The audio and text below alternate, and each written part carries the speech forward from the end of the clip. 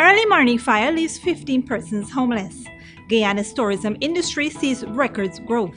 In the region, Bolivians hope for new elections, and internationally, woman set to testify in her own rape case burned to death. Greetings and welcome to this edition of Headline News Update. I am Bibi Bacchus. Thank you for joining us. Over 15 persons in Wortmanville, Georgetown lost their home in a massive fire early this morning. Esther Sobers brings us that story. Early Friday morning, a fire of unknown origin left about 15 people, inclusive of 6 children, homeless. Around 5 a.m., residents were awakened to their homes on fire. By the time the fire was quelled, it destroyed 4 houses on Ben Street, Workmanville, Georgetown. As Headline News visited the scene of the now homeless Ben Street residents, they were found gathered next door, contemplating where will be their next home. Everything just went like fast after that, and I wake up my nieces and my sister and so on, and then we try to get out, and the heat was like there and so on close, and we came out as quickly as we can. I asked my niece to call the fire brigade, and it took a while to come. And, like over half hour. Within the half hour, the fire is just going crazy, and it took the back house, our house, the one next door to us, the other one, the newer one next door too. As you can see, half of the one was destroyed too. So everything just happened within an hour, like, very quickly. Was anyone injured? I don't think so. At least from our household, no one was injured, and I haven't heard of anyone being injured so far. The fire quickly moved next door, destroying the 2-story house of which an elderly woman had occupied. Fortunately, no one was injured during the fire. This incident is unfortunate. We don't have any control of it, and I don't think we should bother about things that we can't control. What is good is that there was no loss of life, and material things we can always get back. I mean, that's frivolous. As long as we're breathing and we have life, we have the grace of God. That's the most important thing. Right? House insured? Yes, it is insured. The families have all lost their valuables in the fire and will have to focus on rebuilding their lives. However, the councillor of Constituency 8, Dawn Strode, visited the affected residents and have pledged to give assistance on behalf of the mayor and city council. I'm here on behalf of the mayor and city council to be able to offer whatever assistance that we can offer to the families here. I have talked with all of the families. I've left contact information for the families, and I'll be back later on today to ensure, because there are about 6 kids that have now became homeless. So we are going to try to mobilize to see what help we can afford to these families here. For Channel 2 Headline News, Esther Sobers. Thanks, Esther. Around 3 p.m. this afternoon, an accident involving a minibus occurred near Lou Creek on the Linden Highway. Details surrounding the cause of the accident still remains sketchy. However, there were no reports of fatalities. An undisclosed number of persons were injured and taken to the Linden Hospital Complex for treatment. The tourism industry in Guyana is increasing by leaps and bounds. While the increase looks positive, according to the Guyana Tourism Authority, there needs to be more collaboration between tourism stakeholders. George Gonzalez has more. The impact of tourism on the economy continues to grow. According to the director of the Guyana Tourism Authority, Brian Mullis, Guyana's tourism industry generates over 62 billion Guyana dollars per year. Additionally, the GTA has seen an increase in arrivals since September of this year. On Thursday, the GTA held a workshop with tourism stakeholders from each of Guyana's 10 administrative regions. At the news conference, Mullis encouraged more collaboration with communities and businesses to increase Guyana's tourism industry. We've seen an 8.2 or 8.3 actually increase through September, for which we have the latest data, so that number is just going to go up. The key to unlocking the potential is collaboration, and I think you all exemplify that. Those of you who have created tourism committees and groups that are working together to create tourism activities and packages in your region are the one that are making the magic happen. Director of the Tourism and Hospitality Association of Guyana, Mitra Ramkumar, noted that tourism has the potential to give us sustainable economic growth. Guyana, as a country, is a new oil and gas frontier. We see tourism as a new frontier industry for Guyana. It will bring us tremendous benefits and lasting benefits long after the oil has subsided. Mullis also noted that Guyana was recognized and ranked as the number 10 country or tourist destination to visit next year in the Condé Nast Traveler magazine. This distinction is merely the most recent tourism achievement Guyana has earned. In June of this year, Guyana was awarded the Best in Ecotourism Award at the ITB Global Travel Trade Fair in Berlin, Germany. The second annual Best of Top 100 Awards is a selection of the finest top 100 destinations selected by a panel of experts who reviewed sustainability success stories submitted by destinations worldwide. The newly created Best of Ecotourism category was added in 2019 and put Guyana up against very well-known and experienced ecotourism destinations such as Sierra Gorda in Mexico, Tamatbui in Cambodia, and the Galapagos Islands in Ecuador. Channel 2 Headline News, George Gonzalez. Thanks, George. On Thursday, ranks of the Anna Regina police station in Essequibo Coast held a 2-hour traffic safety campaign. During this span, 21 motorists were stopped for a range of offenses including breach of insurance, using motor vehicle other than what it is licensed for, uncertified motor vehicle, unlicensed driver, breach the condition of the prescribed of fitness, conductor overload, and faulty packing of load. Don't go away. Coming up after the break are regional and international news.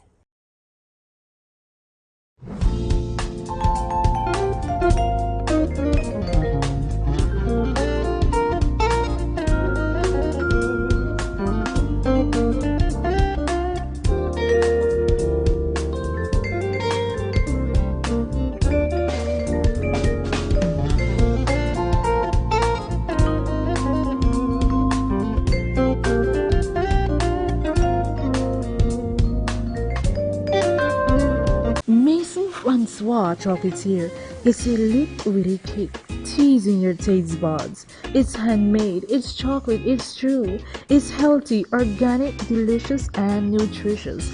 Have a taste of our chocolates, cakes, and much more in a variety of flavors like never before. Try our peppermint, walnut ginger, coconut rum cream, and pistachio. Only at Mason Chocolatier, 45 Garnet Street, Georgetown. And also indulge in our Saturday and Sunday breakfast, lunch, and afternoon tea only by reservations. Telephone 648-2619. Mason Francois Chocolatier, the best chocolates you ever have.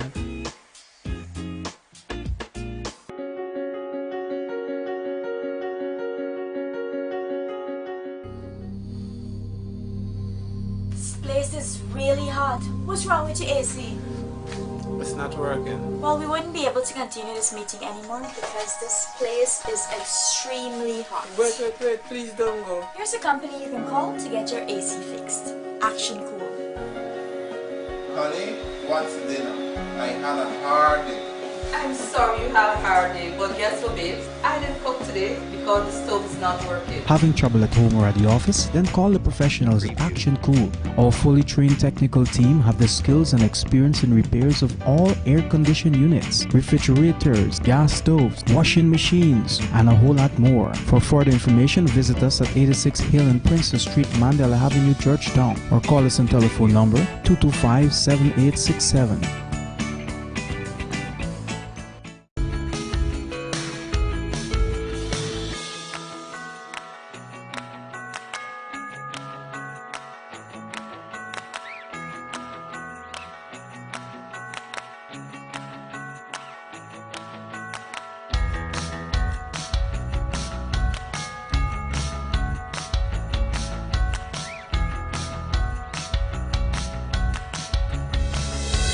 Season's greetings from Kisu's Furniture Store.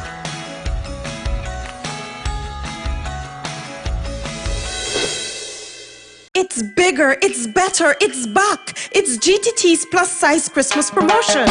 Connect with your friends and loved ones with GTT services to benefit from our biggest ever Christmas bundle of specials and be one of our plus size winners. Visit our website or call 227-9444 for more information today. Big bundles for you. Big bundles for you. Top up a plan, we make a winner out of you. We got a game show for you. Game show for you. Eldorado Tours presents Everything Christmas Village. Rudolph will be on the show, dancing and singing. There's a gift in Santa's village for all ages of children. Come, let's play some jolly games and have fun. So much prizes to be won, yeah. Join us at Everything Christmas Village at the Merry Mums Mall Playground on November the 30th and December the 1st and continues every weekend until December the 22nd. This village will have games, prizes, booths, business displays. Santa's Village, Rudolph the Grinch, Olaf, and Elsa will be there too. Plus, you can win a trip to Curaçao, Harcho Falls, and much more prizes. Remember, free entry with a purchase of a raffle ticket. Get your tickets at Precise Printed on South Road, Bunny's Meat Center on Church Street, and Merriman Small Playground. Sponsored by Eldorado Tours, Ansa McCall, Sterling Products, Rubis, Star Party Rentals, Bunny Meat Center, and more. Shop at John Lewis Styles in December and you could win one Amazon tablet or smartwatch every day. And that's not all. 4 persons will win $1 million to spend in the store. Just imagine, $1 million to spend on clothing, footwear, watches, fragrances, handbags, luggage, and accessories. Enter to win with every $5,000 you spend. So shop now to win one tablet or smartwatch every day and $1 million to spend in the store. John Lewis Styles.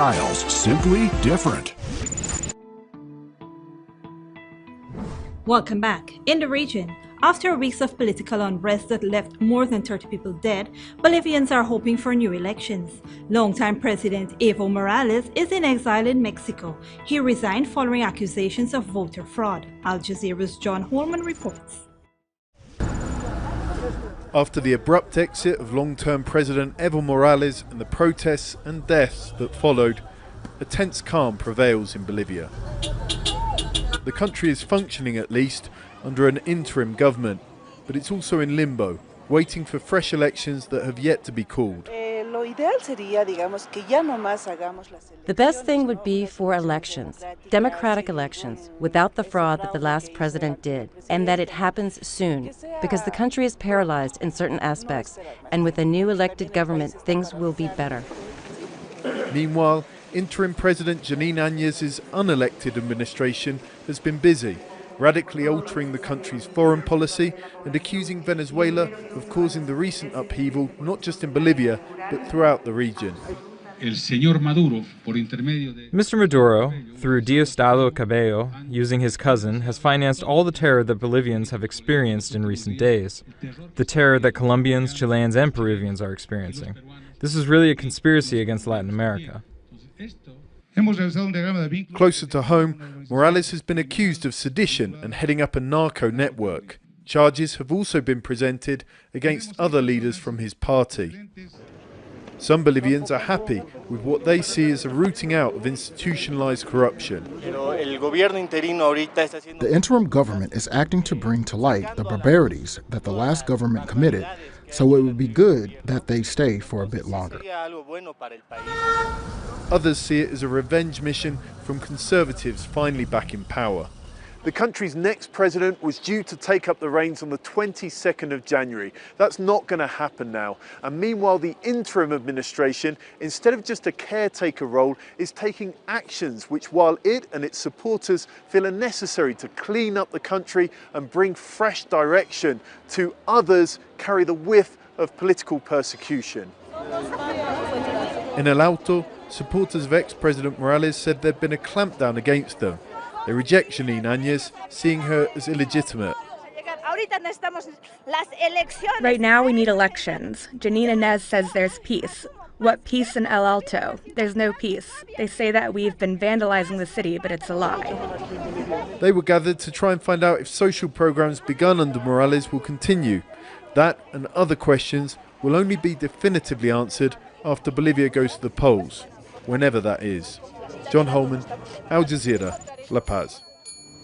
And internationally, in India, a woman has been set on fire while on the way to court to testify against two men accused of raping her, according to police. The case is the latest in a series of shocking attacks against women, which have provoked widespread anger and calls for tougher penalties. Al Jazeera Nicole Gage reports. Detectives collect evidence from a charred roadside in Uttar Pradesh. Hours earlier, witnesses say a 23-year-old woman was doused in petrol and set on fire. Police say she was a rape victim and was on her way to give evidence in court against her alleged attackers. She was coming up and running from that side of the road and she asked for help. I was scared because she was burnt. The attack left her fighting for her life in hospital. Police arrested 5 suspects, including 2 she filed rape charges against in March. In her victim impact statement, she said 5 men tried to burn her alive. She was immediately sent to Sadar Hospital. It's the latest in a series of attacks against women in India that have caused widespread outrage. Nationwide rallies were held this week in protest at the gang rape and murder of a 27-year-old woman in the city of Hyderabad. Protesters want courts to fast-track rape cases and are demanding tougher penalties. Every girl is suffering from this. Every girl scares to go after night. Even after 9, every girl is like scared to go. Sexual violence against women has attracted international attention, especially since the gang rape and killing of a young woman on a bus in New Delhi. 7 years on, and attacks continue. A woman was burned so that she could not raise her voice and not demand justice. We are not safe. When the New Delhi rape case happened, the government said it would do this and that for women. But what did they do? The most recent government figures from 2017 reported more than 32,000 rape cases that year. Together with unreported cases, the total is believed to be far higher. Nicola Gage, Al Jazeera. Here now is your 3-day weather forecast.